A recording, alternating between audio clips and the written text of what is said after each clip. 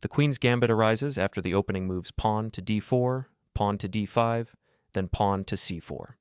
It is one of the most popular gambits in the entire game of chess. I'm going to show you 3 powerful opening traps. Some of these are classical and might be familiar to you already. But even if you're an advanced player, there may be something here that can help you surprise your opponents and gain the upper hand early.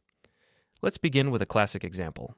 Suppose black accepts the gambit and then tries to hold on to the extra pawn, refusing to return it to white.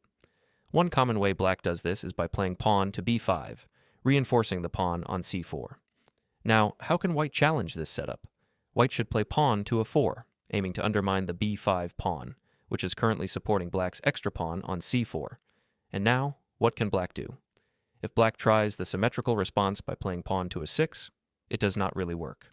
After white captures the pawn on b5, now black cannot recapture because the pawn on a6 is pinned by the bishop. In this case, black would simply lose the rook on a8. Let's consider what else black can do. Another option is for black to play pawn to c6. At first glance, it looks like everything is just fine for black. However, surprisingly, black is actually losing. White should trade the pawns by capturing on b5.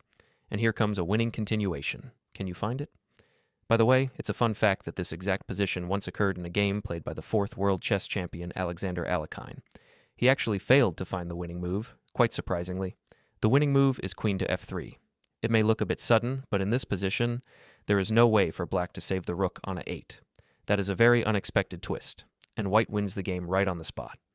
Alright, so that was the first trap, a pretty classical one.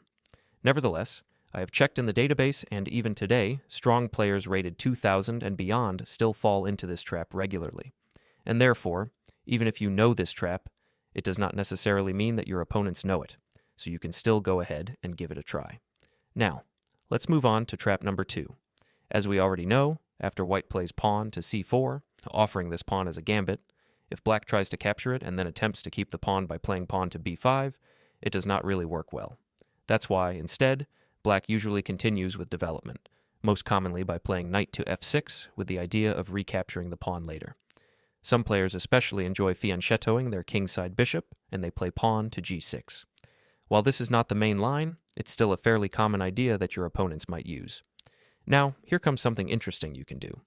After the natural development moves knight to f3 and bishop to g7, instead of simply making another routine development move, you can play one surprising idea.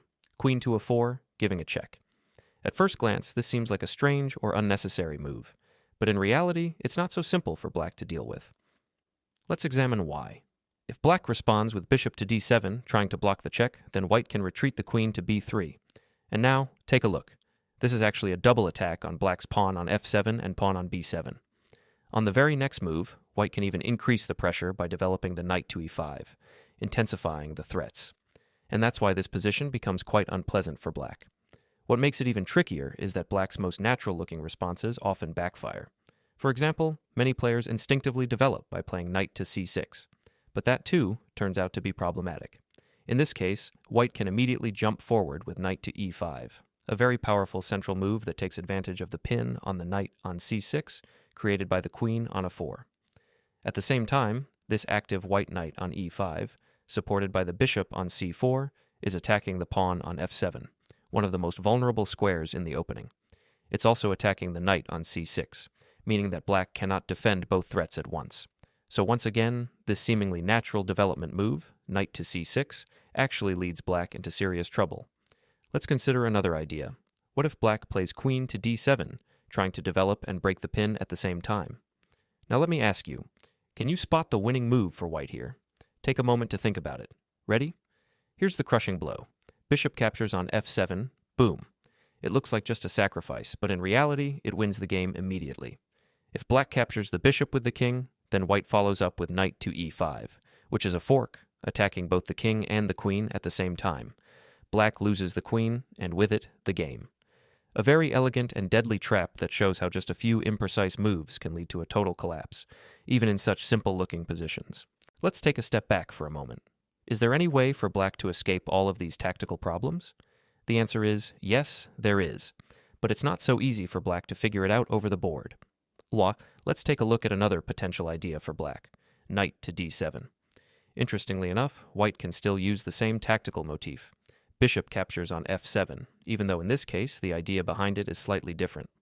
After black recaptures the bishop with the king, white continues with knight to g5, giving a check. At this point, black is in a very uncomfortable position. If the black knight tries to come back to defend, say to f8 or e8, then white has a brilliant follow-up, knight to a6, a devastating move that wins the black queen on d8, which now has no safe squares to run to. Alternatively, if black tries to avoid all of that by moving the king back to g8, then the queen is temporarily safe, but white simply continues with queen to c4. Now, the threat of queen to f7 checkmate is unavoidable on one of the next few moves. Black is completely lost. So, does that mean all hope is lost for black? Not at all. The position is still very much playable for both sides. The easiest and safest move for black is simply to play pawn to c6.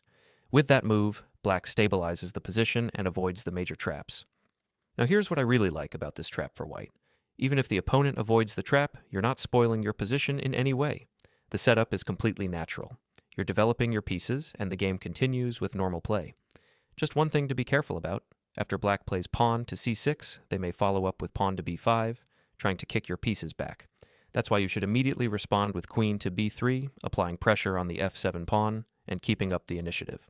So even if the trap doesn't work, the position stays solid and full of attacking chances. And that's what makes this trap so practical.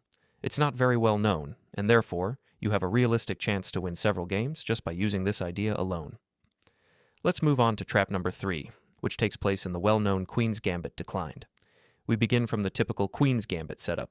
White plays pawn to d4, black responds with pawn to d5, and then white offers the gambit with pawn to c4.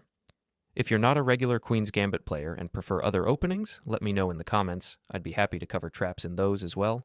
And of course, don't forget to subscribe so you don't miss new videos. Now, as we've seen before, black cannot successfully grab and hold on to the pawn on c4. So the most common and solid move is pawn to e6, reinforcing the center and continuing development. At this point, black plays the seemingly quiet move, knight to d7. On the surface, it looks harmless, but it hides a clever tactical trap. I still remember falling for this myself when I first joined a chess club. A stronger player used this exact trick, and I had no idea what was coming. Here's how it works. White notices the pin on the knight on f6, created by the bishop on g5, and decides to capture the pawn on d5 with knight. It seems like a free pawn. Black responds with knight takes bishop, and now white sees the queen on d8 is undefended, so white eagerly captures it. But here comes the surprise. A bishop to b4, check by black. White has no good way to block the check except queen to d2, which forces a queen trade. After that, black finishes the sequence with an extra knight, gaining a winning material advantage. So what looked like a blunder by black was actually a smart trap. If you've never seen this before, now you know how to avoid it, and perhaps even use it to your advantage.